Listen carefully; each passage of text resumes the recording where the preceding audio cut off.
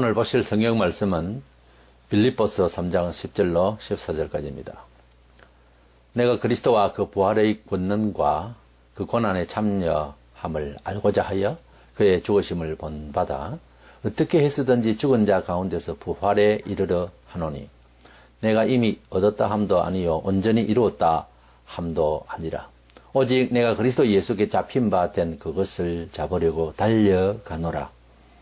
형제들아, 나는 아직 내가 잡은 줄로 여기지 아니하고 오직 한 일, 즉 뒤에 있는 것은 잊어버리고 앞에 있는 것을 잡으려고 표대를 향하여 그리스도 예수 안에서 하나님이 위에서 부르신 부름의 상을 위하여 달려가노라.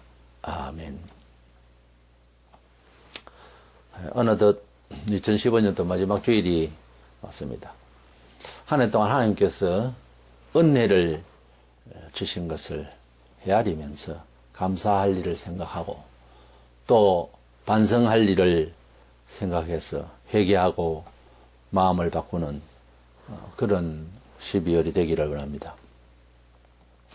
갈수록 힘들어지는 이 세상을 어떤 중심으로 우리가 새해를 맞아서 살아야 할지 성경에서 말씀하는 것을 뜻을 듣고자 합니다. 그래서 오늘 사도 바울이 말하고 있는 이 본문을 통해서 바울은 표대를 향해서 앞으로 달려간다 그랬습니다. 그것은 상을 받기 위해서 달려간다 그렇게 말하고 있습니다.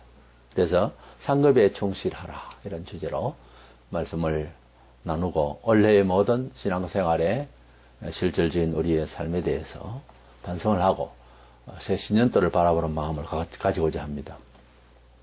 그러면 상급에 충실하기 위해서는 첫 번째로 생각할 것은 우리 성도들의 전 삶의 가치관에 있어서 변화를 가진 것이 또 사실이고 또 변화를 가지려고 해야 될 것입니다.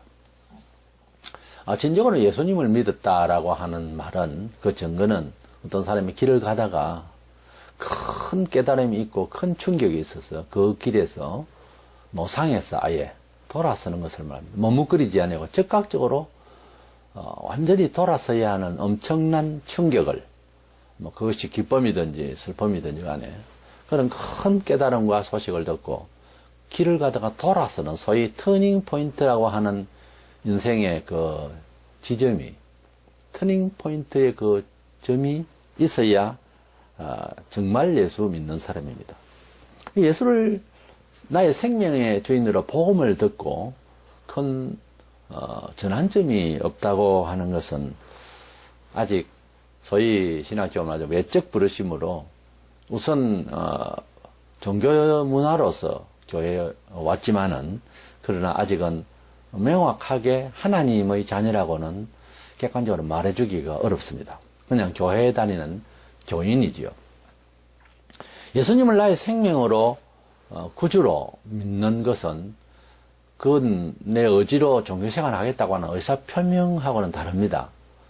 우리가 하나님 복음을 들을 때는 사람 편에서 하고자 하는 이야기를 하지 않습니다. 예배할 때는 질문하고 하는 학원과 같이 하지 아니하고 선생님이 가르칠 때도 쭉 다 말을 하고 질문을 받지 않습니까? 교회는 아예 마치고 난 뒤도 질문을 받는 것은 아닙니다. 상담은 가능하죠. 하나님께서 무슨 말씀을 하실 때는 그냥 조용히 듣는 겁니다. 그런데 그 듣는 가운데서 심령의 변화를 가르치는 자가 촉구는 할 수 있어도 어찌 할 수 있는 부분은 아니죠. 사람 마음을 사람이 어떻게 움직인다고 하는 것은 어느 정도 이야기지 일반 문화적인 이야기는 소통이 되고 감동을 줄 수 있어도 아예 인생 자체가 근본적으로 변할 수 있도록 한다고 하는 것은 그렇게 쉬운 이야기가 아닙니다. 예수님을 나의 구주로 믿는다고 하는 큰 놀라운 결단이라 할까요? 이런 경험은 하나의 이제 계시적인 그런 인생에 있어서 일생일대의 큰 경험인 것입니다. 근데 그 경험은 말로 다 할 수 없어요. 지금 아무것도 안 돼 있는 상태에도 영생과 천국 부활을 믿게 되면 예수 믿고 난 뒤에 예수 믿는 완전한 목적에 궁극적으로 영생을 얻게 하기 위함이거든요. 처음에는 그렇게 그런 생각으로 오지 않았다 하더라도 예수께서 요한복음 6장 40절에 하나님 아버지께서 세상에 보내신 목적이 우리가 영생 부활 받는 것이라고 했기 때문에 예수를 믿게 되면은 영생 부활의 그것이 믿어지고 감동이 되어서 너무 기뻐서 자신도 기쁘지만은 내가 예수를 믿습니다라고 하는 이 신앙 고백을 굉장히 즐겁게 이웃에 아뢰일 수 있어야 진짜 중생한 영혼입니다. 예수를 믿는 것을 가족이나 친구나 주변에 직장에서 알려주는 것이 부끄럽다든가 머뭇거려진다든가 말하고 싶지 않는다면 예수께서 지금 주시는 기쁨은 없고 교회를 다니고 정서상 세상 고달프게 사는 것은 똑같은 겁니다. 자기가 아주 좋은 학교에 입학을 하게 된 이런 합격이 됐다든가 또는 회사에 입사를 하게 됐다든가 아주 그 큰 자기 생애에 자기 나이에 자기 처지에 큰 기쁨의 결정이 확정적으로 객관적으로 났으면은 그것을 묻고자 하는 자도 아닌데도 말하게 되거든요. 근데 그런 세상의 일을 100가지 1000가지보다 어마어마한 큰 사건을 지옥에서 천국으로 바뀌어진 이런 장래의 내 영혼에 대해서 말을 아니할 수가 없습니다. 이것은 꾸며진 논리가 아닙니다. 이것은 사실화되는 거예요. 예수를 믿는 것은 관념이 아닙니다. 실제입니다. 우리가 어떤 일을 생각을 할 때에 가상적인 실존이라는 게 있고요. 그 리얼한 실존이 있어요. 그 리얼 에센스라고 하는 것은 경험에 의한 거거든요. 그러니까 예수님을 믿는다라고 하는 것은 경험 분야이지 공부를 하고 관념과 공자와 왕자, 명자왈 이런 내용하고는 상당히 다릅니다. 그래서 예수님을 믿는 것은 다른 어떤 기적적인 경험을 떠나서 예수님을 믿는 것은 내 영혼이 영생 부활의 큰 기쁨으로 그 맛을 받아가지고서 너무도 기뻐서 쓰러질 정도로 그렇게 가만 있으면 안 될 것 같아서 예수님을 구주로 믿은 것이 너무 기쁘고 생명이 충만해서 더러 과거에는 붕붕 뜬다라는 말. 너무 기쁘면은 발걸음도 가볍게 되어 있잖아요. 사실 되게 좋은 일이 있으면 그래서 피곤하고 우울하던 몸도 갑자기 기운이 있어가지고 걸어가는 일도 아주 가볍고 오래 걸어도 피곤하지 않습니다. 확실히 그것은 우리가 경험을 하잖아요. 그 경험이 동반된다는 거예요. 일어난다는 거죠. 사도 바울은 유명한 유대 율법학자로서 기독교를 핍박을 했죠. 보이는 예수가 있었으면 죽이려고 했을 거예요. 그런데 예수를 믿는 자들을 잡아들이고 돌로 쳐 죽이는 가편투표를 하고 완전히 살기등등하게 또 다메섹 도상으로 이제 갈 때에 공중에서 부활하신 예수께서 성천하신 예수께서 바로 나타나셨습니다. 특별한 그런 사건이었죠. 원래 이름이 사울입니다.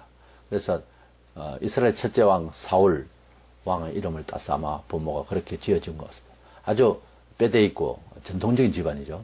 그래서 사울아 사울아 하고 주님이 불러주셨어요. 그때에 수행을 같이 하는 사람들도 그 소리를 들었고 사도 바울이 그 자리에서 엎드려졌습니다. 나는 네가 핍박하는 예수라. 그러면서 너는 이제부터 이방인을 위한 복음을 전가하기 위한 나의 택한 그릇이라고 그렇게 음성이 들리고 그렇게 정오의 햇빛보다 더 밝은 빛으로 강렬하게 사도 바울을 압도했습니다.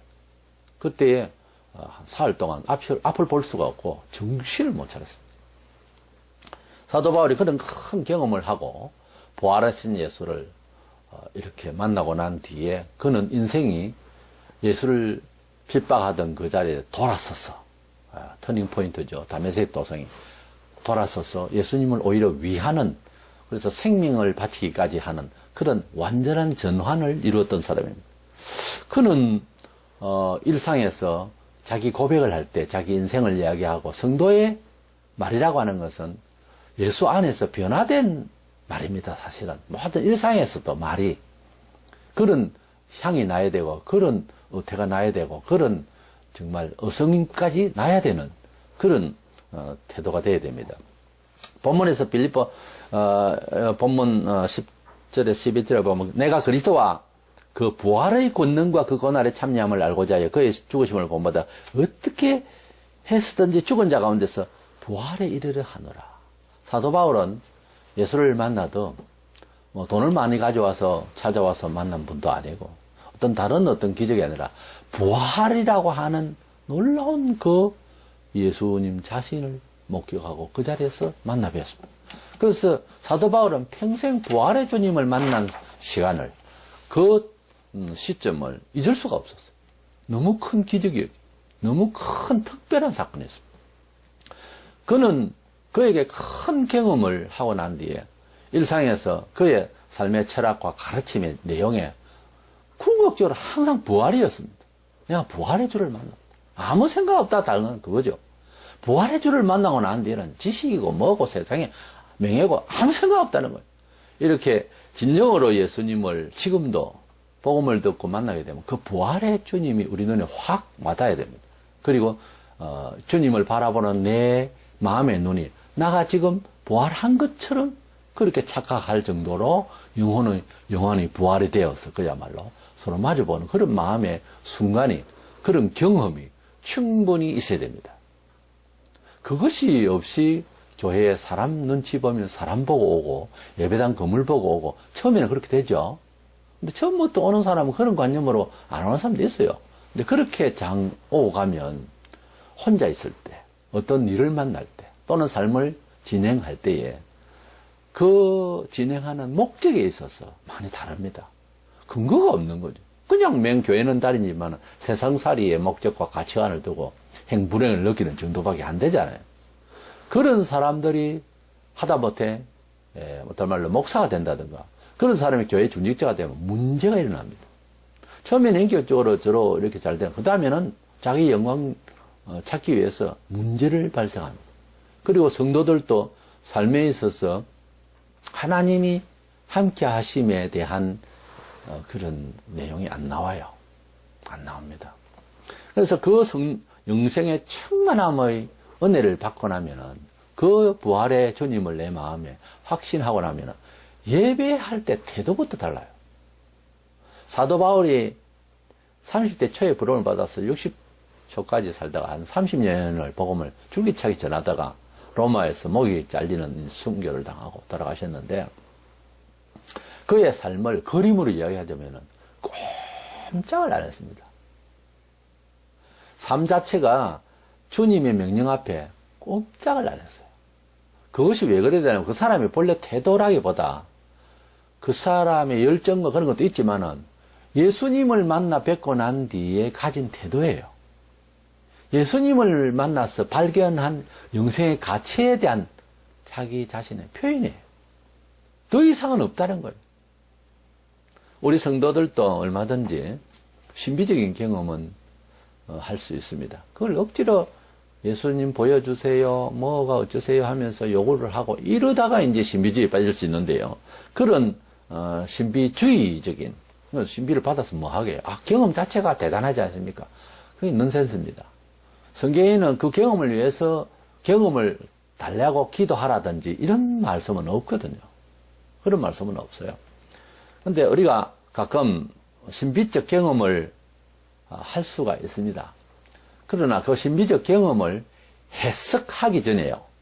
해석하기 전에 성도들이 신앙적인 입장에서 신비를 경험할 때는 그 신비 경험하고 난 뒤에 즉각적으로 이루어지는 것이 영생 부활 내세에 대한 충실한 신앙심이 생겨야 됩니다. 아주 간단해요. 그렇지 않고 그냥 신비는 깊이 묵상을 해서 무슨 뜻일까 생각은 해봐야지요. 저도 경험이 몇 가지나 있습니다만은 어떤 신비적 경험을 사람이 보통 생활에서 보편적으로 모두가 소통할 수 있는, 아무렇게나 일상에서 경험할 수 있는 경험이 아닌 그런 신비로운 경험을 했을 때에, 다시 말씀드리면은 주 예수 그리스도를 향한 나의 소망이 하나님 나라에 가서 받을 상을 바라보면서 아주 부활에 대해서, 영생에 대해서 충실한 신앙자로 변화를 먹어야 됩니다. 그것이 아니고 신비를 이야기를 하는 자체의 즐거움을 가진 것을 우리는 신비주의라 그러죠.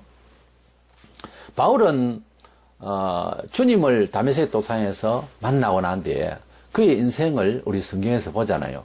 신약 절반을 기록을 해서 자기 신앙을 고백할 만큼 완전히 그는 예수 그리스도의 종이 되어서 그 당시에 로마 치하에 있었고 또 종들이 있었기 때문에 좋은 이야기, 예수님을 높일 수 있는 거리의 문화적인 언어는 다 사용했습니다. 로마의 재판 그런 용어를 쓴다든가 또 눌러서라고 하는 종은 신분이 주인이 원하는 대로 그래서 자기의 어떤 소형 가치를 위해 살지 않지 않습니까? 주인이 말하는 대로 순종을 해야 되는, 복종을 해야 되는 것이 종인데 그 종을 보면서 내가 그리스도에게 그렇게 종이 되어야 되겠다는 거예요. 자관 사회의 모든 문화적 관계에서 극과 극을 이루는 어떤 또는 뚜렷한 이런 문화적 요소를 전부 다 끌어들여서 주님을 더 높이는 데에 필요한 용어를 다 끌어들입니다. 그만큼 주를 높이고자 하였던 사람이죠. 근데 그가 그 경험을 하고 나는데 나는 신비적인 경험을 했다. 대단하다. 그 이야기 하자는 것은 없어요. 그 경험을 하고 난 뒤에 자기가 예수를 어떻게 이해한다는 거예요. 나의 삶은 어떻게 변했고 여러분들도 형제들도 이렇게 사시오. 이런 쪽이지 절대로 경험을 너도 하라든지 그런 것은 없습니다. 사도 바울이 고린도 교회에 뭐 이상한 소리를 하면서 방언을 한다고 자기 자랑을 하고 교회가 번전하고 이래서 방언에 대해서 고린도전서에 이렇게 잘 가르쳤습니다. 그런데 바울이 다른 사도들보다 방언을 많이 한다 그랬어요. 그런데 바울이 방언을 하고 어떻게 하는 이런 내용은 안 나와요, 사실. 절제하고. 예. 그래서 교회에서 어쨌든 자기를 감추고 사도 바울이 너무 겸손했습니다. 쓸데없는 자기 영광을 비치어질 만한 것은 안 하려고 그랬어요. 심지어 세례식도 그렇게 많이 한 사람이 아닙니다. 자기 그랬잖아요. 나는 세례를 몇 안 줬다고. 그렇게 복음을 많이 전하고 해요. 그래서 자기가 어쨌든 나타나는 일은 항상 감추기라고 그랬어요. 그래서 바울은 내가 자랑을 할 게 있다면 나의 약한 것을 자랑하리라. 꼭 자랑할 게 있으면 그리스도 안에서 자랑할지라. 그리스도로 자랑할지라. 그렇게 교훈하고 있죠. 우리 성도는 어떤 경험은 할 수 있는데 그 경험을 통해서 부활에 대해서, 영생에 대해서 우리 삶 전체의 태도와 입장을 올인할 수 있는 데까지 가는 것이 이 인생만의 철학적 변화가 따라야 진정한 신비의 경험의 효력이 있는 것입니다. 그래서 우리 삶의 현장에서 부활에 대해서, 예수의 교훈에 대해서 고백되어지고 보여져야 합니다. 말로만 천사같이 이야기하면 보여져야 합니다. 예수 만난 사도 바울의 변화는 갑자기 생활이 좋아졌다든가 예수 만나고 난 뒤에 뭐 세상적인 문화가 좋아졌다든가 그런 기복주의적인 이야기는 한 군데도 한 적이 없습니다. 그것이 아니고 사는 것이 쉬워지거나 좋거나 재밌거나 즐겁거나 이런 뜻이 아니라 예배당 다니니까 그게 아니고 목적이 바뀐 것을 말합니다. 인생은 사는 방법에 치우치고 있어요. 과학이라고 하는 것은. 세상의 모든 책들은 시중에 나와 있는 인생을 위한 모든 수만 권의 책을 다 읽어도 사는 방법을 이야기하지 진정한 인생의 목적을 이야기하는 책은 그렇게 흔치 않습니다. 삶의 목적은 고상한 사람들만의 것이냐? 아니죠. 똑같이 성령을 가진 사람으로서 같이 일을 하고 땀 흘리고 인내하고 살아가는데 살아가는 분명한 목적이 좋아야 그 목적에 따른 즐거움이 있을 거다. 그 목적에 따른 성취욕이 있을 거다. 목적이 뭡니까? 땅을 많이 사는 겁니까? 또 사고 나면 또 만족하지를 못하는 게 세상 인생사라고 하는 점은 뭐 부인할 수 없잖아요. 그러니까 철학적으로 말해서 인생의 참된 목적이 아니지 않습니까? 그래서 인생의 목적이 왜 사는가를 갖다가 알지를 못하면 진정한 의미에서는 삶을 살아가면서 어느 나이든 간에 관계없습니다. 방황이라는 게 있어야 돼요. 삶을 살아가면서 전혀 방황도 없었다. 열심히 살다가 막 가는 거겠지. 이건 사람 사는 게 아니에요. 참 안타까운 게 세상에 화를 당하고 오히려 화를 당한 사람이에요. 터닝포인트가 될 수 있어요. 화도 안 당하고 욕도 안 듣고 잘못한 것도 없고 제일 답답한 사람이에요. 도대체 언제 인생이란 무엇인가를 놓고 떨며 두려워하며 방황하며 절박하며 언제 해볼랍니까? 이 지구촌의 모든 지성인들과 모든 삶의 변화 구도를 가졌던 이런 경험자들은요, 모두 다 경험이 한 번은 방황이었어요. 한 번은 절박함이 다 있었다니까요. 두 번, 세 번 있을 수도 있어요. 근데 그냥 조상이 살아온 대로 그냥 사회에 소통할 수 있는 정도에서 살면 되는 거지 뭐. 이거는 숨을 쉬는 것이지 그냥 사는 게, 짐승들도 그리 하지 않습니다. 짐승들도 먹고 난 뒤에 산도 쫓아다니고 퍼덕거리고 다니고 그런 삶의 문화라는 게 있어요. 자기들 나름대로. 근데 사람이 돼가지고 복잡하게 머리 쓰면서 살고 세상에 부딪히면서 살고, 근데 목적이 없다. 사실은 지구촌의 삶이 거의가 그렇게 살고 있잖아요. 얼마나 안타까운지 몰라요. 목적이 없다는 거예요. 인생에 참된 목적이 없이는 살아가는 의지도 사실 절박할 때, 좌절할 때 힘되어줄 사람도 없죠. 힘되어줄 사람마저도 목적이 제대로 안 갖춰져 있으니까 그냥 죽지 말고 한 번 더 용기를 내서 살아보세요, 이런 정도지. 더 이상 목적이 어떻게 돼야 되는지는 맹인이 맹인을 인도한다고 둘 다 구덩이에 빠진다고 하는 성경의 주님 말씀처럼 방법이 없잖아요. 상담하네 어쩌네 선생이네 교수네 이래도요, 뭘 가르친다는 말입니까? 삶의 기술을 초등학교만 나와도 그냥 잘 눈치껏 하면 밥벌이 합니다. 대학원 나가 지금 밥벌이 못하고 얼마나 어려워합니까, 요즘 사람들이. 뭘 배우는 것이 밥벌이 하기 위해서만 하는 것으로 했기 때문에 이 사회가 지금 이런 상황인 거예요. 삶의 목표가 분명하고 인간을 인간답게 키워놓으면은 어떤 식으로든지 융화돼서 서로가 기회를 서로 주고 서로 받을 수가 있습니다. 그런데 자꾸 기술만 가르치니까, 정보만 하나의 일종의 정보죠. 대학을 공부를 하는 것은. 그것만 해놓으니까 어디다가 쓸 데가 없으면 한계가 오는 거예요, 사람은. 방법이라고 하는 것은 그 주어진 과학적 사이언스에 보인다는 말. 과학이라고 하는 것은 보이는 한계에서 튀어와 차면은 그건 안 되는 거예요. 정보를 요구할 수도 없고요. 그런데 하나님의 그 크신 사랑은 한계를 넘었습니다.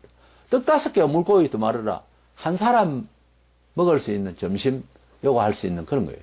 근데 그것을 가지고 5,000명을 먹이신 것은 하나님이 하실 수 있는 능력의 역사였습니다. 과학은 파도가 치면은 배를 타고 나갈 수가 없고 파도를 이길 만한 큰 배를 만드는 게 한계예요.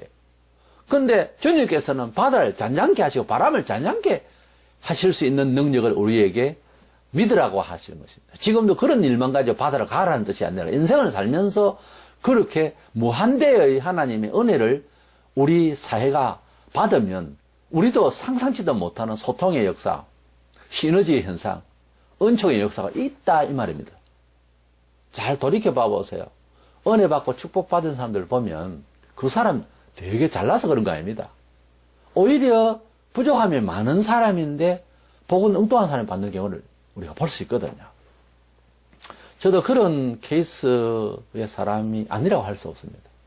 내가 내 자신을 돌아보면은 오늘이 있을 수가 없는 일인데 주님이 주신 은혜입니다.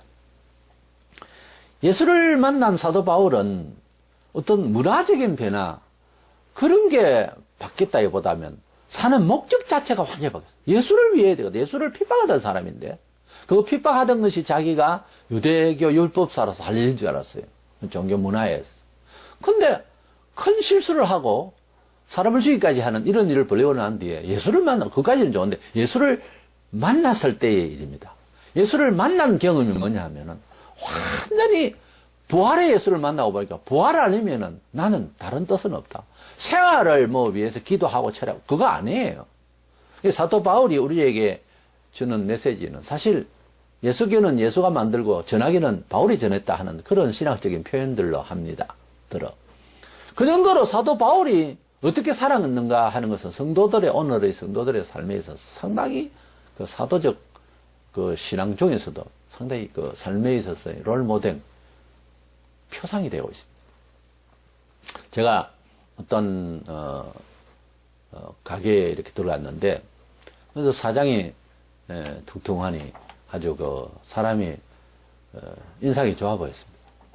그래서 이제 복음적 이야기를 하면 소통하겠다 싶어서 이야기를 하다 보니까 마침 전도사였다고 하는 것입니다. 아니 전도사가 어떻게 이 가게에 이렇게 있느냐, 어떻게 된 거냐. 신학교 다니면서 전도사를 있을 때 몸이 너무 아팠는데 병원에 가도 진단이 안 나오고, 이런 차에, 자기 모친이 이제 점을 치고 하는 사람이라, 자기 모친이 더, 점을 잘 치는 사람 불러와서, 그래서 점을 쳤더니, 목사님이 왔다 가도 안 되고, 성도들이 와서 눈물로 기도를 해도 안 되고 하는데, 결국은 그 점 한 번 치고, 소위 말하면 부닥거리를 했죠. 그러고 난 뒤에 깨끗이 나았다는 거예요. 그랬을 때 자기의 갈등은 하나님보다 점쟁이가 더 세다, 뭐 이런 식으로 생각을 하게 됐다는 거예요. 신학 시절에 몇 학년까지 했는지 내가 구체적으로 모르겠습니다만은, 전도사를 하려면 2, 3학년 신학부는 이상 돼야 되니까 보통. 그 다음부터 예수를 안 믿었다는 거예요. 자, 우리가 예수를 믿는다고 하는 목적이 뭘까? 이런 일이 작게나 많게나 말을 하든 안 하든 우리 교회 사회에 얼마든지 반응을 할 수 있습니다. 우리가 삶을 살 때에, 하나님을 만났을 때에 우리의 인생이 어떻게 고쳐지고 하는 것은 사실은 목적에 반해서 그리 큰 중요한 점은 아닙니다. 사도 바울은 본문 11절에 어떻게 해서든지 죽은 자 가운데서 부활에 이르려 하노니 그랬어요. 어떻게 됐든 간에 부활하기 위해서는 교회를 떠날 수가 없어요. 한국 교회가 1,200만이나 하는 그런 수요를 자랑할 때가 있었습니다. 많이 떠나버렸습니다. 거의 절반이 떠났습니다. 왜 떠났는지 다 물어볼 수는 없지만은, 대략 교회에 대해서 불평이 있다든가, 원래 합동을 하지 않는 것은 불평이 많아서 그런 건데, 불평이 있다든가, 또 불평할 만한 일이 사실 있다든가, 이런저런 것들이 있겠지만, 무엇보다 개인의 신앙 양심, 개인의 신앙 내용이 중요하지 않습니까? 본인들이 영생부활의 경험이 되도록끔 그런 설교를, 또 그런 귀를 열어서 자신이 변화를 먹지 못했기 때문에 언젠가는 떠났던 가룟 유다처럼 3년을 주님과 함께 주야로 같이 있었는데도 영향력이 없었잖아요. 주님 보고 왜 영향력이 없었습니까? 할 겁니까? 그럴 수 있다는 거예요. 마음이 완전히 닫혀있는 놈은 안 되는 거예요.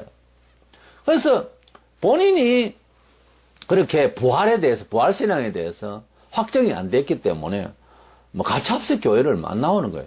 약간의 방황이 있을 수 있어요. 교인이라도 신앙이 깊이가 없으면은. 그럼 그 방황이 극단적으로 영생 부활까지 무시해버린다면은 처음부터 그것은 신앙의 이제 내용이 아닌 것입니다. 그것은 자기 자신에 대한 종교적 갈등이지.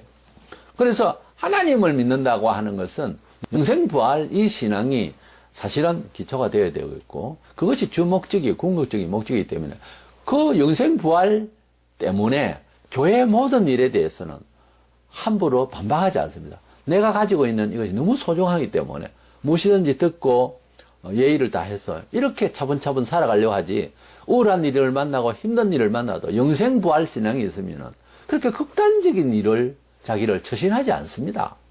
영생 부활 신앙이 있는 사람은 자살하지 않습니다. 결론적으로. 그리스도인은 인생에 분명한 가치관의 변화가 있어야 됩니다. 그 변화의 내용은 부활 영생에 집중하는 삶으로 살아가고, 고달파도 이 세상을 어떻게 하든지 부활 영생의 옷을 입고 살려고 하게 되어 있습니다. 그래서 순교자들은 여탄 여러 원인이 있었겠지만 어쨌든 핍박입니다. 그 핍박에 순교를 감행을 할 때에 태연히 그것을 받아들였던, 주님을 바라면서 받아들였던 마음속의 중심은요, 부활에 대한 희망이었습니다. 부활 영생 그날이 없다면 왜 죽습니까? 적절히 종교생활을 하고 말지요. 이번 11장 35절에 또 어떤 이들은 더 좋은 부활을 얻고자 하여 심한 고문을 받되 구차히 풀려나기를 원하지 아니하였다 그랬어요. 더 좋은 부활을 얻고자 하여. 부활 중에서 더 좋은 부활이 뭐냐 하는 겁니다. 고린도전서 15장 39절 42절을 보면은 설명을 잘 해놨습니다. 육체는 다 같은 육체가 아니니 하나는 사람의 육체요, 하나는 짐승의 육체요, 하나는 새의 육체요, 하나는 물고기의 육체라. 해의 영광이 다르고 달의 영광이 다르며 별의 영광도 다른데 별과 별의 영광도 다르도다. 죽은 자의 부활도 그와 같으니. 자, 육체가 있는데 이런 사람의 육체도 있고 짐승의 육체도 있고 새의 육체도 있고 물고기 육체가 있다. 공중에 달도 있고 태양도 있고 별도 있고 별들의 빛나는 정도도 다 다르다. 우리 사람이 인격을 어떻게 준비했느냐, 또 인생을 살면서 얼마나 잘 참고 이제 우리 교회식으로 말하자면 거룩되게 살려고 하느냐에 따라서, 성화된 인격에 따라서 그 사람 자체가, 우리 성경에서 육체를 뭐 쌀것이라고 하는데 사람 전체의 인격체를 말하죠. 한 사람을 놓고 그 사람이 같은 몸이면서도 인격을 어떻게 갖췄느냐에 따라서 몸이 다릅니다. 몸을 다르게 취급하죠. 우리가 하나님 앞에서 기도 많이 하고 하나님의 뜻대로 살려고 그러고 하나님의 중치대한 일을 가지고 있는 모세의 몸과 일반 백성으로서 또 필요하면 뭐 화나 내고 불평이나 하고 하는 이런 일반 변호사의 삶을 놓고 둘이를 세워놓으면 같은 몸이 아니죠. 구약의 선지자가 너무나도 주님과 함께 같이 하니까 에녹 같은 사람 그냥 날라 올라갔습니다. 엘리야도 올라가고. 그런데 죽었는데 버렸는데 그 시체에다가 몸이 닿으니까 사람이 살아난다든가. 이런, 그러니까 사람마다 몸이 다르다. 사람 자신이 인격적으로 어떤 사람이냐. 신약적으로 말할 때는요, 성령의 충만함과 신앙심이 어떠냐에 따라서 영이 달라요. 사진을 찍는다면은 그 밝기가 아주 강한 사람이 있고 흐릿한 사람이 있단 말이에요. 밖으로는 갖추어졌는데 우리 교회식으로 말하자면 영적으로 신령함이 부족하면, 영성이 말하자면 부족하면 이 세상을 살아가는데 큰 힘을 발휘할 수가 없어요. 이론은 다 들었는데 교회 한 1년만 다니도 많이 알잖아요. 근데 들은 것이 활용이 되려면 안 됩니다. 교회 밖에 나가면 바로 잊어버려요. 근데 그러니까 매일 성경 읽고 듣고 해야 되죠. 하나님의 말씀이 생활에 또 적극적으로 활용이 되도록 인내를 다해서 경험을 위해서 참고 실천을 해봐야 됩니다. 그래서 몸에 체질이 돼야 됩니다. 자꾸 그렇게 채우면 영적으로 안이 강해져서 다른 몸이 됩니다. 다른 사람이 된다 이 말이에요.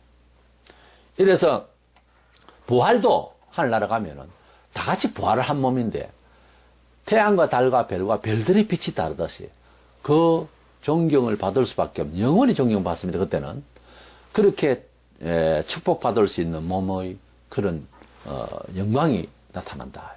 아, 그러면 나는 몸이 예사롭게 막 부활돼도 천국만 가면 되고 이 세상이 좋으니까 그렇게 살겠다. 지금 이렇게 말하는 것은 매맞을 소리입니다. 그리고 바보 같은 소리예요. 자기 자신에게. 세상 전체 살면서 그렇게 안 살거든요. 자기 영광을 위해서 다 살잖아요. 아, 니만이 영광 봐. 끝까지 그렇게 못 하잖아요, 사람이. 천국에 가서 빛나는 것은 단순히 시각적으로 빛나는 그런 차원이 아니라니까요. 부러워할 수 있는 위치라 할까요? 입장이라 할까요? 그런 상황에 이 세상으로 말하자면 문화적 여건이라 할까요? 다 열심히 노력하는 건 뭡니까? 더 발전적으로 살려고 하는 것도 아니겠어요? 아주 특별한 사람 아니다면 다 그렇잖아요. 그것이 이루어지는 것이 천국이라 말이에요. 그것을 위해서 이 세상에서 우리가 상급을 위해서 달려간다 하는 것입니다. 그 부활의 영광을 위해서 말이죠. 예수께서 십자가로 죽으실 때에도 부활하실 것을 믿고 십자가를 지셨다고 히브리서 12장 2절로 믿음의 주요 또 온전하게 하시는 이 예수를 바라보자. 그는 그 앞에 있는 기쁨을 위하여 십자가를 참으사 부끄러움을 개의치 아니하시더니 하나님 보좌 우편에 앉으셨네. 그 앞에 있는 기쁨을 위하여 부활의 영광을 위하여 십자가를 참았다. 그 십자가를 지신다고 하는 것은 투자 가치가 있어서 투자를 하듯이 내가 부활하기 때문에 상을 받기 때문에 영광스러워지기 때문에 아버지께서 명하신 메시아의 십자가에 사명을 다한 거예요. 아무 뭐 뜻도 없이 이러면 죽으라 하는가 보다가 아니란 말이에요. 기독교는 그냥 단순히 인내하고 고상을 떠는 이야기가 아닙니다. 인내하고 그래서 인격적으로 성화, 그거라 아니라 보상이라는 게 있는데 그 보상이 지상에 없어도 영원히 하나님 나라에서 받을 것인데 거의 99.99% 세상에서도 비춰줘요. 축복을. 부활 영생은 성도가 세상을 살아가는 새로운 인생관이고 목표입니다. 그리고 세상 살아내는 힘의 원천이 된다고 하는 거죠. 그래서 부활이 우리에게 인생의 목적이 되고 그 목적을 따라서 그 목표를 가지고 내 마음에 그 목표를 가지고 살아가는 데는 이 세상을 승리하게 하는 어떤 힘의 동기를 받게 됩니다. 그래서 영생신앙에 대해서 좀 더 우리가 애착을 가지고 공개적으로 이것은 가르쳐져야 되고 늘 외워져야 되고 늘 우리가 소통되어져야 되고 선포되어져야 할 줄로 믿습니다. 사도 바울은 이렇게 부활 영생에 대해서 생각지도 않았고 그래서 구약 성경에는 천국이라는 단어도 아예 없습니다만 이렇게 영생을 믿는 고백들은 좀 있어도 천국이라는 단어 자체가 없어요. 그래서 사도 바울이 그 우울하던 외식적 유대 사회에 있다가 부활한 예수를 만나고 나한테 인생 완전 답을 얻은 거죠. 그래서 부활에 온전히 인생을 완전히 바뀌어버리는 그의 터닝 포인트는 그 다메섹 도상에서 예수를 만나고 난 뒤에 일이 있습니다. 저와 여러분이 어디에서 어느 순간에 터닝 포인트가 있습니까? 그래서 혹시 어떤 경험을, 신비적인 경험을 했습니까? 그 경험을 통해서 그 말씀을 들을 때에 어떤 마음으로 변화를 받았습니까? 바울처럼 부활의 영광의 주만을 위하여 인생을 완전히 올인하는 그런 삶이 우리에게 어떤 모양을 어느 정도이든 간에 다 되어야 합니다. 그 특별한 사람만 하는 것이다. 천만에요. 부활 영생은요, 특별한 사람에만 주어지고 경험되질 일은 아니거든요. 어떤 사람은 교회를 나와도 부활하겠지. 이건 아니잖아요. 나와 너의 부활에 똑같은 겁니다. 이제는 더 좋은 부활을 위해서 살아야 되겠는. 두 번째로, 상을 바라보는 목적에 충실한 삶을 사는 것이 우리가 하늘나라에서 상을 받을 자세입니다. 인생을 잘 살기 위해서 어떤 방식으로 사는 것보다 기독교 종교인은 삶의 목적이 뭐냐? 영생의 하늘나라에서 상을 받기 위해서 사는 것이다. 그래서 우리 사도 바울 선생은 한 두 가지를 이렇게 구절에서 보여주는데, 첫 번째로는 뒤에 있는 것을 잊어버리고 그랬어요. 뒤에 있는 것이 뭐냐? 그리스도 밖에 있는 것, 불신자들의 생각하는 것, 내가 불신일 때 생각했던 것의 그 가치관이라든지 목적이라든지 또는 태도, 취미까지도 생각할 수가 있습니다. 예수 믿기 전에 가졌던 취미, 믿기 전에 가졌던 어떤 액션, 태도도요, 바꿔야 됩니다. 그리스도께서 주시는 그 목적이 너무 선하고 아름답고 완벽하기 때문에 그쪽 성향을 띤 취미야, 태도야, 이런 가치관을 다 발휘할 수 있어야 된다, 그 말이에요. 뒤에 있는 것을 잊어버리고 그러니까 뭐 죄를 다 잊어버리고 그 말이에요. 죄는 회개하고 그리스도에게 맡겨줘야지. 잊어버린다고 하는 것은 문제가 있어요. 나는 잊어버렸지만은 때린 놈은 잊어버리도 맞은 놈은 기억한다고. 죄를 나 자신에도 그렇지만 남에게 또 지은 죄를 내가 잊어버린다고 해서 되는 건 아니죠. 그거는 회개를 해야 되는데 여기에서 뒤에 것은 잊어버린다고 하는 것은 과거 질서를 맹땅 잊어버린다 그 말이 아니에요. 그 아전 인수를 그냥 함부로 그렇게 해석하면 안 되고 이것은 그리스도 밖에 있었던 가치관을 뒤로 한다는 거예요. 본문 13절에 형제들아 나는 아직 내가 잡은 줄로 여기지 아니하고 오직 한 일, 즉 뒤에 있는 것을 잊어버리고 앞에 있는 것을 잡으려고 하노라. 우리가 이 연말에 또 한 번 더 반성할 것은 우리의 삶의 어떤 가치관에 있어서 세속적이고 우리 불신 세계에서 가지는 이런 모든 뒤에 있는 것들을 또 거르다가 또 신년 때 또 살고자 하고 이러면 안 된다고 말이에요. 이것을 버릴 수 있는 그런 삶이 되어야 된다. 앞으로 나아가고 영원한 곳으로 가는 영광스러운 꿈이 있는 자는 세상의 자랑이나 문화에 안주하지 않고 이것을 다 뒤로 합니다. 우리가 인생을 조금 깨달으면 나이가 들어도 버리지 않습니까? 많은 것을 가볍게 합니다. 과거지사 거, 과거에 필요한 요소들, 과거의 생각마저 다 뒤로 합니다. 이것이 좀 인생 좀 깨닫고 세상 살아가는 우리 삶의 그 변화에서도 볼 수가 있는 거예요. 그리스도인은 젊어도 뒤의 것을 잊어버리고 이 세속적인 이 모든 뒤의 것, 그리스도 밖의 것들을 가능한 버리고 다른 걸로 교체해야 됩니다. 이것은 어린이 때부터도 얼마든지 가능한 일이에요. 내 스스로 할 수 없으면 부모님 품에 안겨서라도 예배하고 하는 뒤의 것을 잊어버리고 새 것을 쫓아서 살아야 됩니다. 이 세상의 문화에 안주하지 않고 이 모든 것들을 우리의 사고에서 2번으로 하는 1번은 예수고요. 1번은 영생이고 2번으로 뒤로 돌리는 이런 것이 그리스도인이 가지고 있는 인격이에요. 새로운 인생의 삶의 라이프 스타일입니다. 그것이 고백되어지고 그것이 실현되어야 되는 거예요. 장 예수 믿어도 술장사 하던 그대로 하고 이건 뒤의 것을 버린 사람이 아닙니다. 바울은 유대 율법학자로 존경을 받으며 살았지만 부활의 주님을 만난 뒤에 그의 세상의 철학에 대해서 빌립보 3장 8절에 또한 모든 것을 해로 여김은 모든 것을 해로 여긴다 했어. 내 주 그리스도 예수를 아는 지식이 가장 고상하기 때문이라. 내가 그를 위하여 모든 것을 잃어버리고 배설물로 여기면 그리스도를 믿고 그랬어요. 이 세상 것이 필요해요. 그래서 바울도 돈벌이를 하면서 복음을 전하고 형제들에게 뭐 사례를 달라고 한 적도 없고 그런 부담이 돼서 자기는 텐트업을 이렇게 해서 장사도 하면서 그렇게 열심히 살았습니다. 그런데 그것이 필요 없다는 뜻이 아니라 그런 것들이 그리스도 앞에 상대를 할 때에 배설물 같다는 거예요. 거기에 가치관을 안 뒀다는 거죠.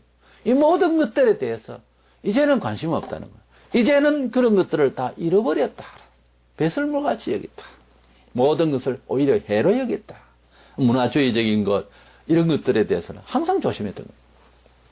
두 번째로 그는 상을 바라보고 앞으로 달려간다고 해서 버리고 또한 앞으로 달려간다. 기독교는 뭔가를 버리고 먼 것을 찾습니다. 기독교는 변화를 받을 때 과거가 죽고 미래를 사는 겁니다. 이것이 뚜렷해야 되는 거예요. 잊어버리고 이제는 상을 바라보고 달려간다 그래서 설설 걸어가는 것이 아니라 달려간다. 열심을 말하죠. 희열을 말하죠. 기쁨을 말하죠. 삶의 목적이 참 좋다는 뜻이죠. 예수 믿는 자는 무슨 일을 하든지 결국은 하늘의 상을 받아야 됩니다. 이 세상 교회 중직자로서 혹은 세상을 살면서 잘 살았다고 평가를 받았는데 죽을 때 별로 좋지 않는 인상으로 죽고 잘 살았는데 하늘나라 가서 보니까 상이 별로 없다. 많이 그럴 수가 있습니다. 어떤 사람이 천국 갔다 왔는데 경험에 영 엉뚱하더라는 거예요. 당연하지요. 그런데 그런 경험하기 전에 다 있어요. 성경에. 내용이 다 나온다고요. 우리가 무슨 봉사를 하든지 하늘의 그 중심이 닿을 만큼 해야 됩니다. 우리가 어떤 일을 하든지 하늘의 상을 받을 수 있기까지 연결이 돼야 됩니다. 일하는 태도가, 일하는 내용이, 일하는 주제가. 빌립보서 3장 14절에 표대를 향하여 그리스도 예수 안에서 하나님 위에서 부르신 부름의 상을 위하여 달려간다. 부름의 상을 위하여 달려간다고 그랬어. 달려가는 것이. 구약의 모세도 가만히 있으면 왕자의 자리에 앉는데 기회를 버리고 그리스도의 고난을 선택을 했습니다. 히브리 11장 24절에서 6절에 믿음으로 모세는 장성하여 바로의 공주의 아들이라 칭함을 받기를 거절하고 도리어 하나님 백성과 함께 고난받기를 잠시 죄악의 낙을 누리는 것보다 더 좋아하고 그리스도를 위하여 받는 수모를 애고의 모든 보화보다 더 큰 재물로 여겨서 이는 상 주심을 바라봅니다. 하나님 나라를 바라보면서 교회 충성을 한다. 성도가 성경적으로 살려고 애를 쓴다. 그것은 광신도의 입장이 아니라 하나님의 나라의 상이 세상에서 잠시 받는 그러한 즐거움보다 더 낫다고 생각을 한 사람들의 몫이에요. 그것이 안 되면 세상 것이 항상 마음을 편안하게 하죠. 그런데 하나님의 나라의 것이 더 중요하다고 생각하는 사람은 어떤 경우에는 세상 것을 포기하는 경우가 생깁니다. 버립니다. 뒤로 합니다. 골몇번 이야기를 들어도 어지로는 안 됩니다. 하나님 앞에서 죄를 회개하고 인생 자체를 하나님 앞에 송두리째 바꾸어 놓지 않으면 절대로 교훈한다고 되는 일이 아니에요. 이런 사도 바울처럼 다메섹 도상처럼 그런 터닝 포인트가 없이는 안 됩니다. 어떤 사람이 예수님 직접 찾아가서 전도하신 경우가 있고 사도 바울처럼 어떤 경우는 내가 진리를 찾아서 교회를 가겠다고 그것도 전도를 받아서 하는 거지만 애를 써서 되는 경우가 있고 병자도 찾아가서 낫고자 해서 나은 사람도 있고 예수님이 찾아오셔서 낫게 하시는 경우가 있고 여러 경우가 있는데 누가 그것을 정합니까? 다만 우리가 복음을 들었을 때 반응해야 할 태도에 대해서는 가르칠 수 있습니다. 회개를 해야 됩니다. 하나님의 말씀을 말씀답게 권위 있게 들어야 됩니다. 진정으로 자기 자신에게 고민해야 됩니다. 엄청난 갈등과 엄청난 아픔과 엄청난 그러한 고통스러움이 따를 수 있습니다. 외식된 유대 종교 지도자들은 삶을 살아가면서 이스라엘은 일반 문화가 아니고 사실 종교 문화라 할 수 있을 만큼 그렇게 삶을 성전 중심으로 살았습니다. 그때의 삶을 살아가는데 갖춰야 될 우리나라는 뭐 기술이 있어야 된다든가 하던 시절에 70년대가 있었고 그 다음에 이제 지금은 뭐 삶을 어떻게 살아야 될 방법 마저도 잊어버리고 금수저, 응수저, 흙수저까지 이야기했다는 이런 형편인데 운명론이죠. 이게 말도 안 되는 쓸데없는 그런 소리 해봐야 아무것도 대책도 없는 이런 세상 불평만 하는 그런 운명론까지 왔는데요. 우리가 하나님을 믿는다고 할 때에는 우리의 삶에 있어서 어떠한 환경에서든지 그런 말을 해서는 아니 될 것입니다. 그런데 유대 땅에 그때 당시에 예수를 믿게 된 예수를 만난 이 사도 바울의 그 시절에는 그 유대 땅에서 살려면 자기를 지켜나가고 가정을 지켜나가고 행복하려면 종교인으로서 일을 하는 것이 가장 효과적이었죠. 그래서 대제사장급 제사장 집안 가문 이런 사람들은 불법을 자행해도 로마 치하에 있을 때 다 마크되고 그래서 이제 일반 백성들을 볼모로 아주 그 돈 다 끌어당겨서 쓰고 뭐 그러던 시절이 있었습니다. 그래 그때에 그들이 살아가던 그 많은 특정 계층의 이 종교 종교인들의 그런 삶 속에 있던 사람이 사도 바울이에요. 그때 주님께서 유대 율법학자들, 바리새인 서기관들, 제사장급들을 위해서 하신 말씀 중에 그들이 가지고 있는 삶의 태도가 자기 영광을 위해서 살았던 거예요. 항상 자기 중심이죠. 지금도 우리가 삶을 살아가면서 기도 생활이 부족하고 하면 항상 자기 중심이지 않습니까? 누구를 섬긴다 말이 안 되죠. 그게 근성이 그렇게 안 돼요, 사람이. 근데 주님이 우리 마음속에 오셔서 감동하시면 어떻게 하든지 상대방을 섬기려고 하는 마음이 항상 앞서 이제 앞치마처럼 딱 하니 나를 둘러줍니다. 마태복음 6장 2절에 보면 그러므로 구제할 때에 외식하는 자가 사람에게 영광을 받으려고 너희 앞에 나팔을 불지 마라. 외신자처럼. 그러나 그들은 자기 상을 이미 받았느니라 그랬어요. 마태복음 5장 46절에 너희가 너희를 사랑하는 자를 사랑하면 무슨 상이 있으리요. 세리도 이같이 아니하니라. 당시에 세리는 세관에 일하는 사람들은 면허증까지 강도라 할 만큼 그렇게 그냥 너무 과징을 해서 그래서 도둑질을 했던 사람이에요. 죄인 취급을 아예 공개적으로 그래 하던 때이기 때문에 대표로 세리와 같아 하는 말은 세상 사람들도 하나님 안 믿어도 서로 격려하고 사랑하면 좋아하고 또 서로 사랑할 수 있는 것은 무슨 상이 있겠네. 그건 다 아무나 할 수 있는 것 아니냐 그 말. 너희를 오히려 핍박하고 너희를 오히려 괴롭히고 하는 자를 너희가 미워하는 자를 오히려 축복하고 기도하고 사랑하라. 그래야 하늘에 상이 있다. 세상을 살아가면서도 기대적인 일을 내가 너희에게 주겠다. 그 말씀인 것입니다. 상을 받도록 일을 해야 할 것인데 그 상을 얻기 위한 태도는 단순히 열심만이 아니라 하나님께서도 우리에게 상을 주실 때에 경기하듯이 반드시 규정이 있습니다. 그리스도인이 열심을 가지는 건 아주 좋은데요. 어떻게 열심을 가지느냐 하는 것도 성경적으로 해야 되는 거예요. 고린도전서 9장 24절에서 6절에 너희도 상을 받도록 이와 같이 다름질하라. 우리는 썩지 아니할 것을 얻고자 하노라. 여기까지는 이해가 가죠. 어때요? 그러므로 나는 다름질하기를 향방 없는 것 같이 아니하고 싸우기를 허공을 치는 것 같이 아니하며 그랬어요. 우리가 열심을 갖고 주를 섬기고 또 그리스도인으로서 답게 살기 위해서 1차적으로 주일날 교회를 나가고 그리고 헌금을 하고 또 봉사를 하고 이제 그렇게 하면 그릇불력 봉사도 하고 사회에 또 어떤 봉사도 하고 할 수 있습니다. 근데 그 봉사하고 교회 안팎으로해서 활동하는 이런 태도의 중심에 있어서 또는 어떤 원리가 성경적이냐 아니냐도 따져야 된다는 거예요. 단순히 열심만 가지고서 열심히 내면은 열심 자체는 보기가 좋잖아요. 그러나 그걸로 족하면 안 된다는 거예요. 한국교회 지금 열심이 없어서 잘 안 믿어집니까? 믿음을. 한국교회 믿음이 있습니까? 그럼 현재 믿음이 제대로 발휘하지를 못합니다. 사회가 교회를 걱정을 해요. 그런 판입니다, 지금. 뭐 다 그런 건 아니지만은 그렇게 노출이 돼 있어요. 그러면 우리 성도가 열심을 내고 교회를 다니고 성경 공부를 하고 뭐 그냥 직분자로서 어떤 활동을 다 열심을 내고 하는 건 좋은데 하다못해 교회 청소를 하고 한 그룹에서 전도회에서나 이래서 합력해서 무슨 일을 할 때에도 그 열심이 규칙이 있어야 된다. 그래서 그 규칙을 교회 공동체의 어떤 규칙을 위해서 헌법이라는 거, 교회 헌법이라는 걸 말을 한 거예요. 이 주일은 이렇게 지내고 헌금은 이런 태도로 하고 예배는 이런 태도로 드리고 성도의 삶은 이런 문화생활을 통해서 이런 표시를 하자. 대략 이렇게 교인의 공동체의 삶을 통해서 개인과 공동체의 삶을 그리스도인으로서의 삶을 온전히 하기 위한 헌법이라는 게 있어요. 법대로 열심을 하라. 어떤 사람 열심을 내는데 주일도 모르고 막 일을 하고 열심을 그건 아니거든요. 열심이라도 뭐 사랑운동, 뭐 운동하는데 복음의 핵심 진리와 그 이치가 맞는지를 자평을 하면서 또는 공적인 평가를 받으면서 받을 줄도 알아야 됩니다. 열심만 내면 될 거다. 그건 아니에요. 이래서 원리를 가지고 다름질을 쳐야 그 운동장에서는 상을 받듯이 규칙이 있다는 거예요. 운동에도. 오늘 우리는